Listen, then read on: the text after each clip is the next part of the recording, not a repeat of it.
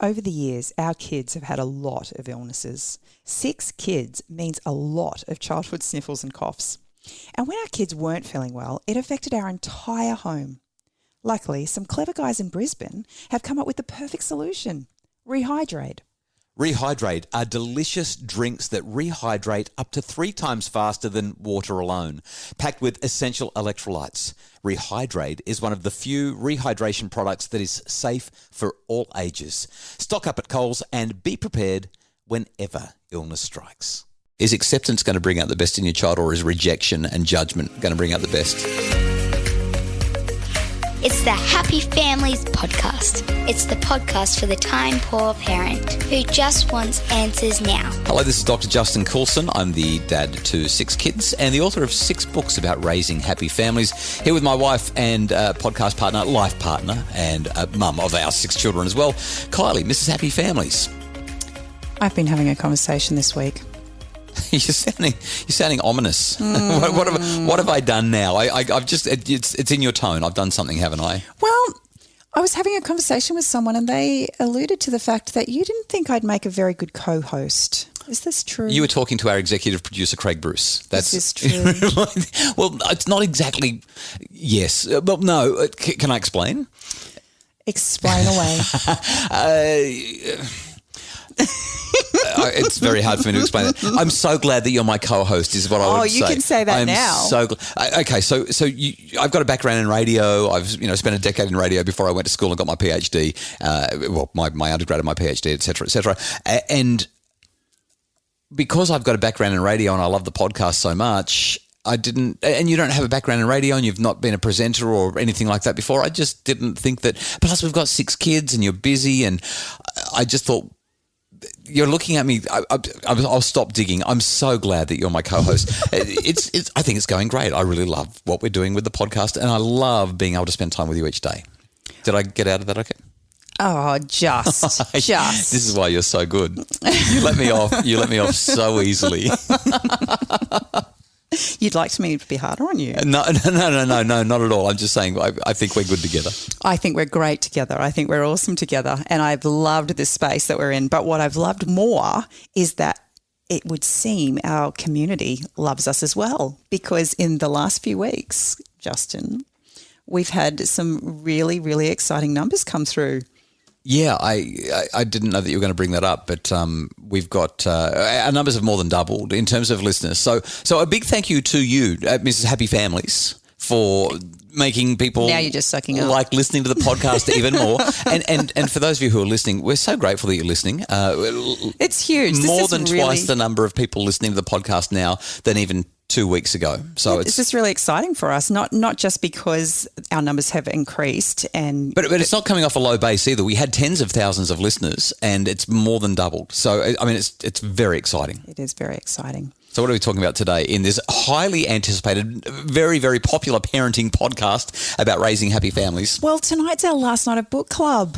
Yeah. So 21 Days to a Happier Family. If you're a Happy Families member, you would have been receiving emails saying, hey, book club, it's on every Wednesday night. And this is the last one for Happy Families members only. If you're not a Happy Families member, it's not too late. Jump online and become one so that you can participate in book club. What is it tonight? Tonight we're actually talking about practicing acceptance. Yeah, okay. This is a really tough one. This is a tough one. And as I started reading, you introduced us to David and Melissa, and they share their perspectives on life. They're sharing exactly the same story from a totally different perspective. Yeah, I remember writing that chapter. It was a long time ago, but I do remember that. Yeah. Yeah, and it's so easy to see how when you read Melissa's story, you see yourself in that story, and then you read David's story and you can see the perspective there as well, and you can see how these 2 people who actually love each other are actually misconnecting because they've just got such different perspectives of what's going on. And so in that chapter, I mean, I haven't read this chapter for several years now, but in this chapter, basically what happens is we need to help David to become more accepting of Melissa's life and Melissa to become more accepting of David and his perspective, because whatever we're pushing against and saying, no, I'm rejecting what you're saying. I can't accept this. I'm judging you as having an inferior perspective. Well, if we're doing that, all we do is we rupture our relationship. So let's talk about some positive strategies that we can help us dealing with these situations after this. It's the Happy Families Podcast. Are screens creating tension at home? Tweens, Teens and Screens is a webinar to guide families to healthy, safe super screen solutions. Buy it today at happyfamilies.com.au/shop. It's the Happy Families Podcast, the podcast for the time-poor parent who just wants answers now. And we're talking about, book club tonight's going to be all about acceptance. You know, I remember a conversation that I had with a parent one time. This parent came to me really embarrassed. What his child had done was significant. And he basically said, I don't know how to deal with this. What am I supposed to do? We talked through a whole lot of things, and we talked about how most of the responses that he wanted to give were judgmental and rejecting. And I just talked about, how's your son going to feel? Is he going to be more inspired to be better if he feels rejected? Or is there a way that he can feel accepted, and what might that do to his desire to be a better person? Is acceptance going to bring out the best in your child, or is rejection and judgment going to bring out the best? But as a parent, how can I show them that unconditional love that I have for them when I don't agree or accept the decisions that they're making in their lives? Like, that's really tough. Yeah, that's exactly what he said. He said, but what he did is unacceptable.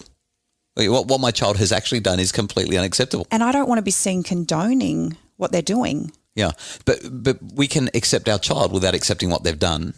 And that's what the chapter's about. And I'm guessing that that's probably where you'll discuss things in book club. You know what I said to the dad? I said, he needs to hear from you the three most important words that any parent can hear, any child can hear from a parent.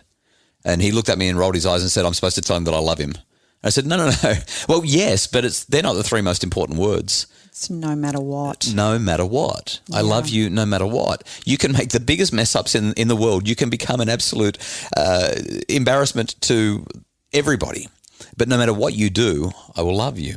I will accept you for who you are, and I will love you. I might not be happy about what you've done, and I'll certainly be working hard to help you to learn better ways to act.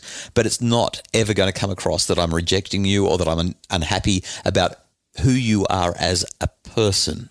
I might not like what you do, but I will always accept you as a person. It's a really, really strong place to be as a parent. In your book, you actually say the issue is not whether children are accepted. Most parents will argue that they accept their children. The issue relates to whether or not the children feel accepted. It all comes down to their perspective, just like in David and Melissa's, scenario at the very beginning of the chapter. That same principle that you shared with your friend is just as powerful when we are talking with our spouses or our partners. Yeah, it kind of ties in. If you haven't listened to yesterday's podcast with Alfie Cohn about unconditional parenting, this is actually a really nice follow-on from what we were talking about. So if you missed it, make sure that you go back and have a listen. Acceptance does not come easily. In fact, we raise our children in a world that teaches us that we need to let them know when they're being unacceptable. In fact, you remember Super Nanny, who I am on the record as publicly saying the worst thing ever to happen to Australian parents was Super Nanny. And that word that she used to use on that show all the time, it's unacceptable. You need to stop it. It's unacceptable. and as soon as a child hears us say that what they've done is unacceptable, what they internalize is, I am unacceptable.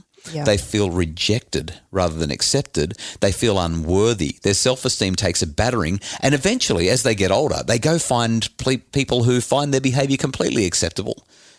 We actually drive them away from us. So damaging. Rather than drawing them to us with acceptance. And I can't tell you how many parents I've talked to over the years who have had to make that shift.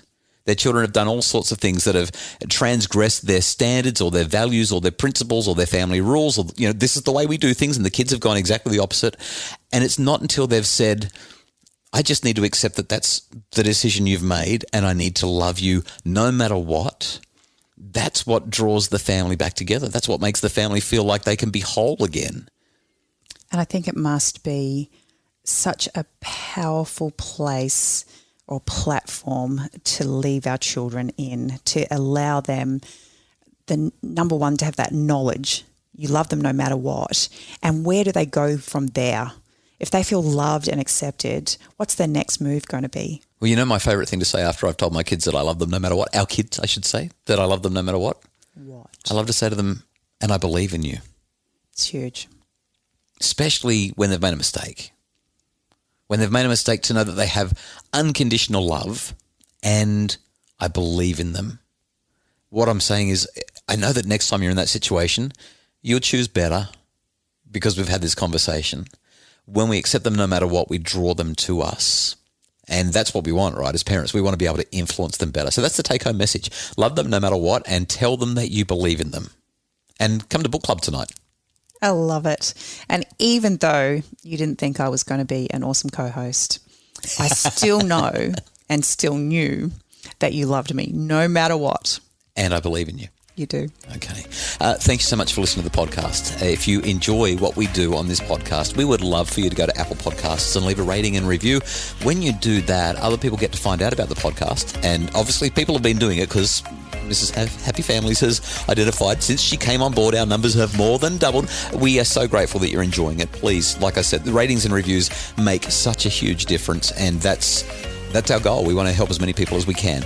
We really appreciate the work done by Justin Rulon, he's our producer, and Craig Bruce, our executive producer. They do all that they can to help us sound great. We're doing our best, guys. If you'd like more information about how we can help your family flourish, particularly if you'd like to have that ongoing monthly support via our amazing Happy Families memberships, visit happyfamilies.com.au. The Happy Families family keeps on getting bigger. It's growing every day. We would love to have you a part of it. Or you can go to my Facebook page, Dr. Justin Coulston's Happy Families.